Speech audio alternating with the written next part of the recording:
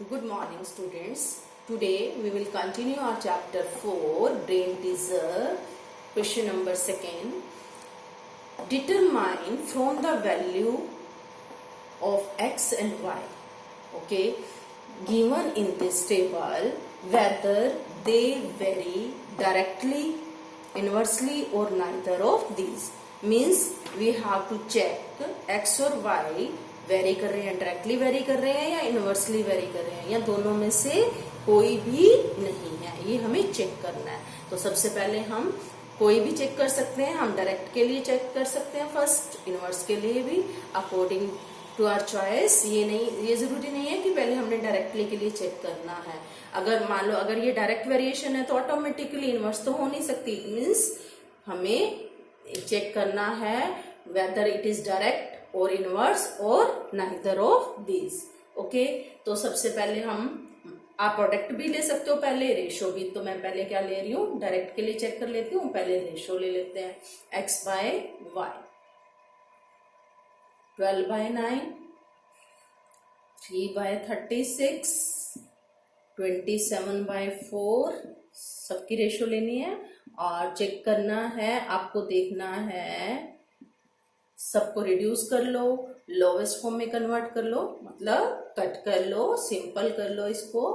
Cut हो रहा है 3 3 जा 9, 3 4 जा यानी 4/3, 1/12 ये कट नहीं हो रहा, 1/3, 1/27। तो क्या आ गया आपके पास 4/3, 1/12, 27/4 और 1/3, 1/27। देखो बच्चे, अगर ये डायरेक्ट वेरिएशन है तो हमारे पास क्या आना चाहिए, x by y is equal to constant. Constant means सबकी वैल्यू क्या आनी चाहिए, सेम आनी चाहिए। रेशियो क्या आनी चाहिए हमारे पास, equal. x by y is equal to constant. Constant means value remains same. हम किसी भी टर्म को लें, दोनों लाइक 12/9, 3/36 कोई भी लें तो रेशो क्या आनी चाहिए थी, सेम। लेकिन इस केस में क्या आ रहा है, सेम नहीं आ रही। ये नहीं कि दो की रेशो सेम आ गई तो भी हम, नो, सबकी सेम आनी चाहिए, सब इक्वल आनी चाहिए। जैसे 4/3 है तो या तो सभी 4/3 होते, तब हम कह सकते थे कि ये क्या है, डायरेक्ट वेरिएशन है। अब आप देख रहे हो x by y equal to के नहीं है, नॉट इक्वल है, तो आप इसको नॉट कह सकते हो। So it is not the case of direct variation. तो ये डायरेक्ट वेरिएशन का केस नहीं है। x and y do not direct very directly. Okay, clear this. तो ये डायरेक्टली तो है नहीं, फिर हम किसके लिए चेक करेंगे, प्रोडक्ट लेंगे। इनवर्सली के लिए हम क्या लेते हैं, प्रोडक्ट, यानी दोनों को मल्टीप्लाई करेंगे। 12 × 9,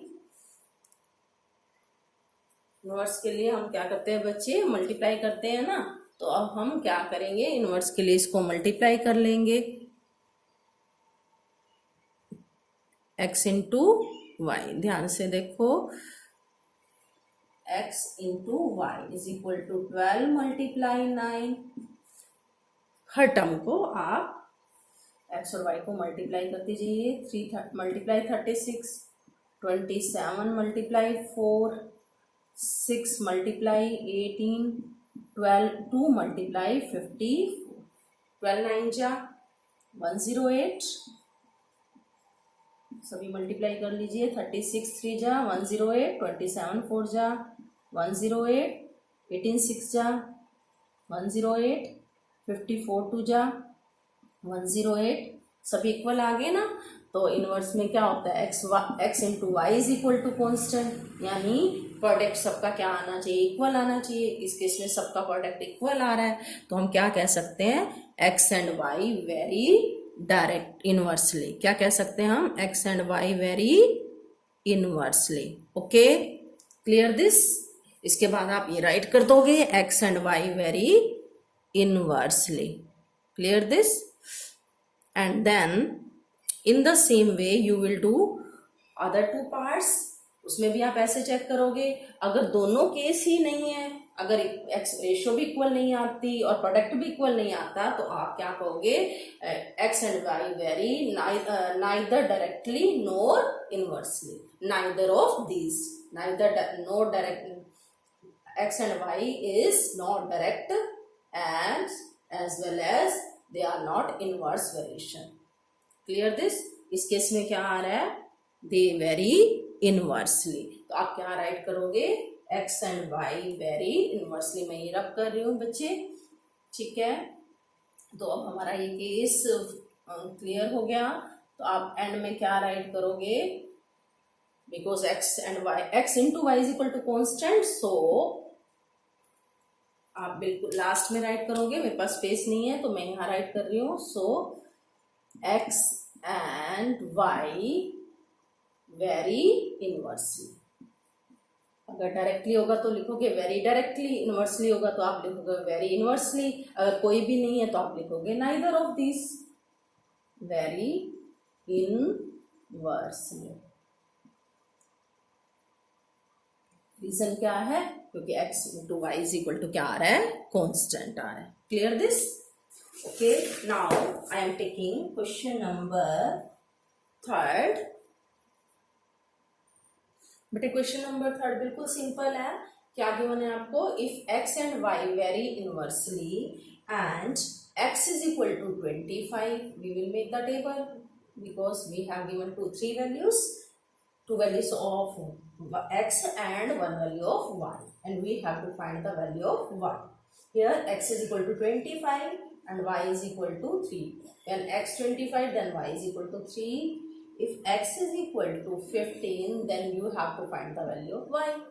Easily find कर सकते हो, इनवर्स वेरिएशन है तो क्या करना होता है, आपको इन दोनों को आपस में मल्टीप्लाई और सॉल्व करके आप वैल्यू निकाल सकते हो।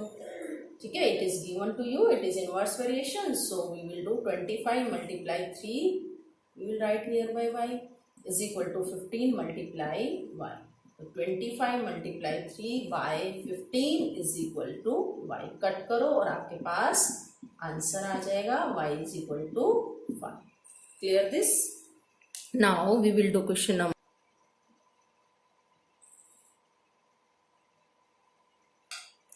in question number 4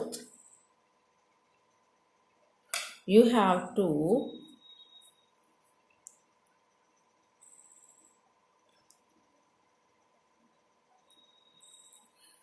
solve for value of x. You have to find the value of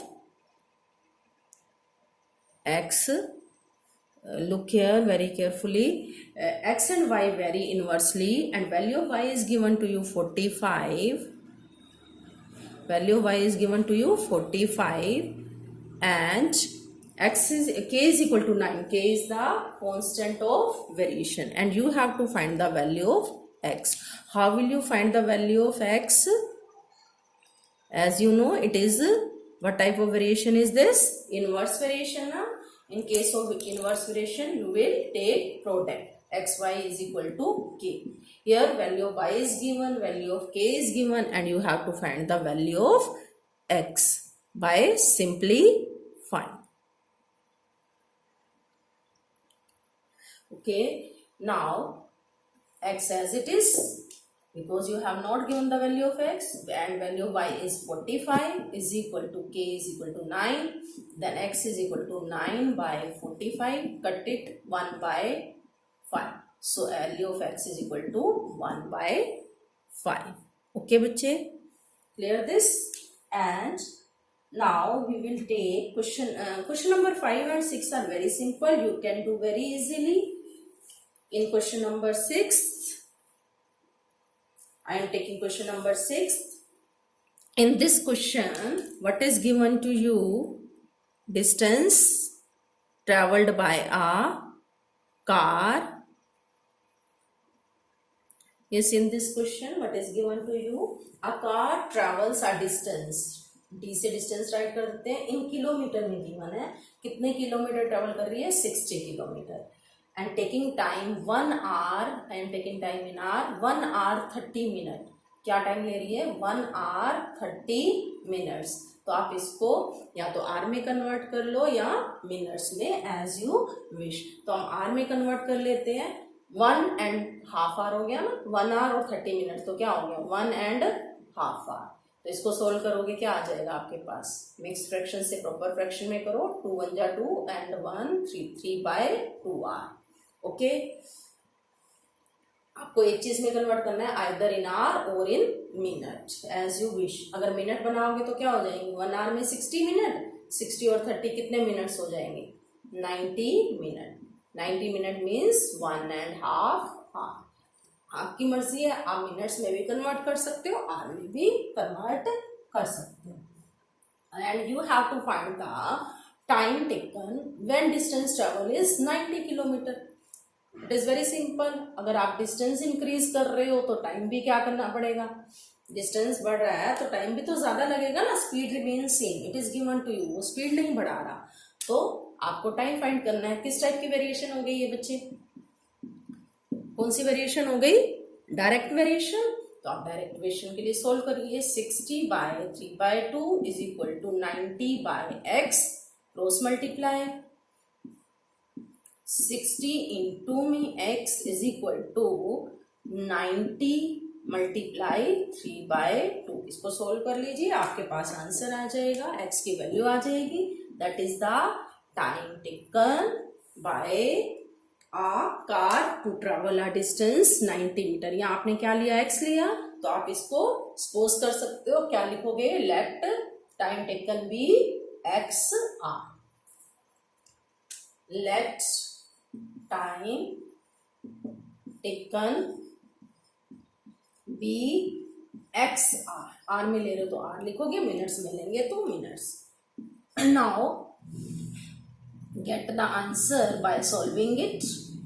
60 multiply है, अगर आप इस साइड शिफ्ट करोगे, राइट हैंड साइड शिफ्ट करोगे तो क्या हो जाएगा, डिवाइड में सॉल्व कर लीजिए, 3 2 जा 90 इंटू में 90 into 3/2 is equal to 60 into x. तो ये क्या आ जाएगा आपके पास 100, सॉरी ये 90 नहीं है बच्चे, ये 100 है, it's by mistake in book it is given to you 100। okay, so we will write here by 100, 2025 जा तो क्या आ गया 5/2, 5/2 मिक्स फ्रैक्शन में क्या बनेंगे, 2:1/2 ना, यानी 2 hour and 30 minutes। तो टाइम आपके पास क्या आ गया, 2 hour and 30 minutes। Time is equal to 2 hour, half hour means 30 minutes। Clear this? Okay, now we will do question number 7. Now I am giving the hint of question number 7. In question number 7, elastic spring is given to you, और उस elastic spring को क्या किया जा रहा है, खींचा जा रहा है, एक्सटेंड किया जा रहा है, उसकी लेंथ को बढ़ाया जा रहा है। तो जो स्प्रिंग है उसका वेट है 75 kg। अगर एक्सटेंशन यानी उसकी लंबाई कितनी है 1.4 सेंटीमीटर। एक्सटेंशन मीन्स उसकी जो लेंथ है जिसको हमने बढ़ाया है, प्रोड्यूस किया है, वो कितनी है 1.4 सेंटीमीटर। अगर ये एक्सटेंशन 9.8 सेंटीमीटर की लेनी हो, यानी अगर उसकी लेंथ आपको 9.8 सेंटीमीटर लेनी हो तो उसका वेट क्या होगा। नेचुरल है, अगर आप लेंथ बढ़ाओगे, लेंथ को इंक्रीज करोगे तो वेट भी क्या हो जाएगा, इंक्रीज हो जाएगा। लेट क्या लोगे बच्चे, let weight of spring be x, ठीक है, हम एक्स ले लें, टू प्रोड्यूस एक्सटेंशन, कितनी एक्सटेंशन के लिए 9.8, 9.8 सेंटीमीटर के लिए हमने क्या मान लिया, वेट एक्स के जी, ठीक है। वेरिएशन कौन सी है, डायरेक्ट वेरिएशन है, आप इजीली सॉल्व कर सकते हो। 75/1.4 is equal to x by 9.8, solve it, cross multiply is equal to 75 into 9.8, x is equal to 75, 9.8, remove, shift it 1.4, यहाँ भी डेसिमल आफ्टर 1 डिजिट है, यहाँ भी तो रिमूव हो जाएगा सेम, 14 7 जा एंड 75 7 जा 525। कितना वेट आ गया? 525 kg। तो weight is equal to, weight is 525 kg। Clear? Now we will do last question of this brain teaser. In this question, look बच्चे, in question number 8 we have in 25 days this much dust is collected। मतलब जैसे मिट्टी इकट्ठी होती जाती है, मिट्टी की परत जमती जाती है, हर रोज आप देखते हो मिट्टी आती है और उस एक परत के ऊपर दूसरी परत जमती जाती है, ठीक है ना। तो जो डस्ट है, जो अर्थ भी बोल सकते हैं उसको, डस्ट भी बोल सकते हैं उसको, हम लेते हैं पाउंड्स में। 25 डेज में अगर इतनी डस्ट कलेक्ट होती है तो 15 डेज में कितनी डस्ट कलेक्ट होगी, हमें ये फाइंड आउट करना है। लेट डस्ट पिकअप इन 15 डेज बी x पाउंड्स, ठीक है। अब बच्चे ये ध्यान दो, ये जो पाउंड्स में जो हमें डस्ट दी हुई है ये साइंटिफिक फॉर्म में दी हुई है, ठीक है, मतलब इंटू 10⁻⁸। लाइक 6 के साथ कितनी जीरोज हैं? 8 0, 2 4 6 एंड 1, ये 8 जीरोज हैं, ठीक है। It means 6 into 10⁸। तो हम इसे एज इट इज ही लेंगे। अब पहले तो बच्चे वेरिएशन फाइंड आउट करो। डेज आप डिक्रीज कर रहे हो तो डस्ट भी क्या होगी? कम ही कलेक्ट होएगी ना, धूल मिट्टी कम जमेगी। तो कौन सी वेरिएशन है? Direct variation. अब इसको सॉल्व कैसे करना है? सेम वही मेथड, 6 इंटू 10⁸। इसको हमने चेंज नहीं करना, एज इट इज ही राइट करना है, इज इक्वल टू x बाय 15। Clear this? Cross multiply, you will get x multiply 25 is equal to 15 multiply 6 into 10⁻। ठीक है, क्लियर दिस? अब आपने इसको आपने कुछ नहीं चेंज करना, ये एज इट इज ही राइट करो, ठीक है, ठीक है। इसको सोल्व करने की जरूरत नहीं है। x इज इक्वल टू, मतलब जीरोस राइट 10 10 10 राइट करने की जरूरत नहीं है। 10⁸ मीन्स आपको कितनी बार 10 राइट करने हैं? 8 टाइम्स। तो इसको एज इट इज ही रखना है सोल्व करने में। डिवाइड 25 और इसको एज इट इज ही रखो तो इजी हो जाएगी सिंप्लीफिकेशन। 5 3 जा 5 5 जा। अब इसको भी आप क्या करो, यही पॉइंट में कन्वर्ट कर लेते हैं। 6 3 जा 18, तो ये साइंटिफिक फॉर्म में ही रह जाएगा। 18 बाय क्या है? 5 इंटू 10⁸। ये एज इट इज रहने दो। इसको आप पॉइंट में चेंज कर ही सकते हो, 5 से डिवाइड कर लो। 5 3 जा 15, 5 6 जा 30, यानी 18 को आप 5 से डिवाइड कर लीजिए, सिंपल। 5 3 जा 15, 8 माइनस 5 3, 5 6 जा 30। Clear this? तो ये क्या आ गया हमारे पास? 3.6 और साथ में ये क्या है? मल्टीप्लाई में 10⁸। तो कितनी डस्ट कलेक्ट हुई? इतने पाउंड्स डस्ट कलेक्ट हुई इन 15 डेज। तो बच्चे ये सब मैंने इसीलिए लिया है कि ये जो चीज़ है इसमें बच्चे कंफ्यूज हो जाते हैं कि इसको कैसे सोल्व करना है। तो इसको एज इट इज ही मल्टीप्लाई में ही लो, कुछ भी चेंज करने की जरूरत नहीं है। Clear? In this way you will complete your chapter 4 and try boards also. Okay, have a nice day.